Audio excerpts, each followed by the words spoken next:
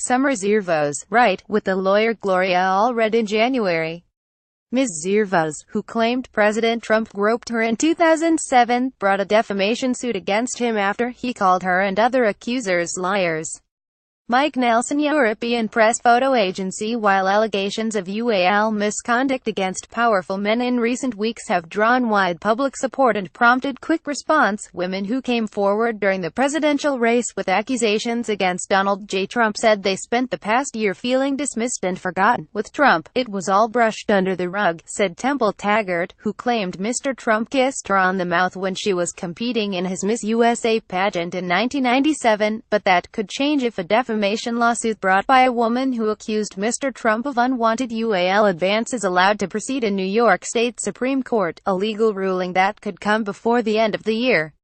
Lawyers in the suit sought a subpoena seeking all Trump campaign records related to his female accusers. If the case advances, the accusers could be deposed, going up against Mr. Trump yet again. The plaintiff in the lawsuit, Summer Zervos, a former contestant on Mr. Trump's show The Apprentice, is represented by the law firm of Gloria Allred, who has helped bring cases against Bill Cosby and other high-profile defendants. They claimed that Mr. Trump defamed Ms. Zervos during the campaign when he repeatedly described her and other accusers' accounts as lies and nonsense, and said the women either were being put forward by his opponent Hillary Clinton's campaign or were motivated to come forward by getting 10 minutes of fame, according to the complaint. Mr. Trump has sought to dismiss or stay the case, claiming that a sitting president cannot be sued in state court and that his comments amount to political speech, arguments that were reaffirmed by his legal team in a brief filed on Tuesday. But lawyers for Ms. Zervos point to the United States Supreme Court ruling that allowed Paula Jones to bring a UAL harassment suit against President Bill Clinton while he was in office, and several law professors have filed briefs supporting the legal grounds for such a suit. Among those who said they would embrace the opportunity to provide a deposition in the case is Jessica Leeds, who has accused Mr. Trump of grabbing her breasts and trying to put his hand up her skirt during a plane ride several decades ago. "I would do it, I'm not afraid," Ms. Leeds said.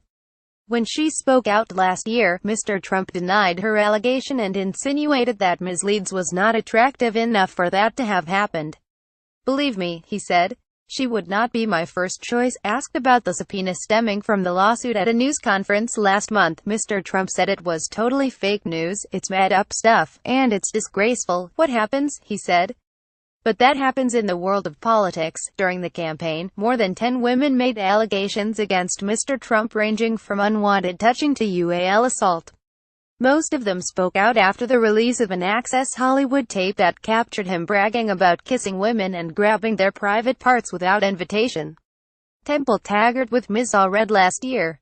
She accused Mr. Trump of kissing her on the mouth when she was competing in his Miss USA pageant in 1997.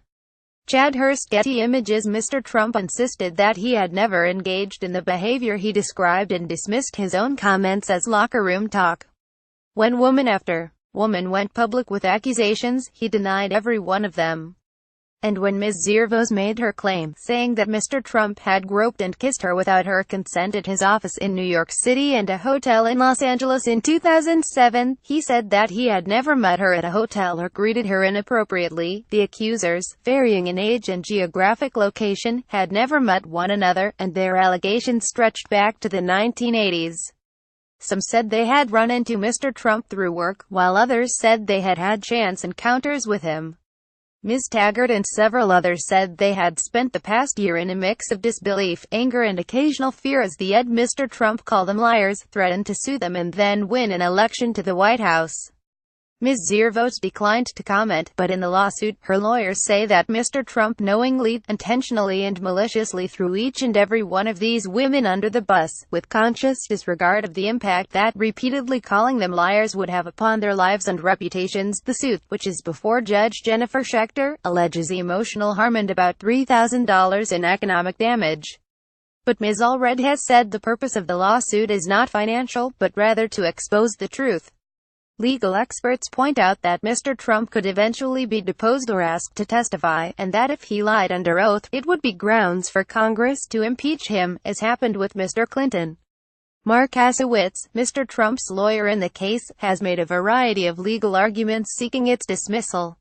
He has argued that the Constitution's Supremacy Clause prevents a state court from hearing an action against a sitting president, and that even if the New York court disagreed, it should stay the case during the Trump presidency to prevent a private witch hunt that could threaten to interfere with the operations of the executive branch and the federal government. Mr.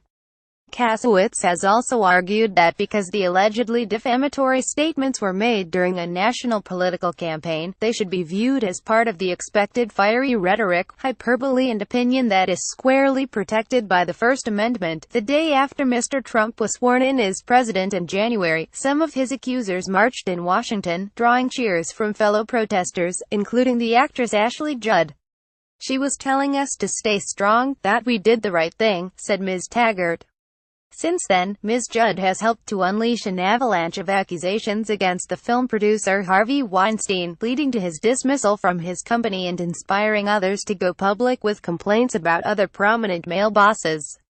Rachel Crooks, who said that in 2005, Mr. Trump kissed her on the mouth when she was working as a young receptionist at Trump Tower in Manhattan, has been heartened to see the recent allegations bring about change. But she couldn't help seeing a contrast to how things played out for the Trump accusers. "You do wonder," Ms. Crooks said, "how can the country forget about us?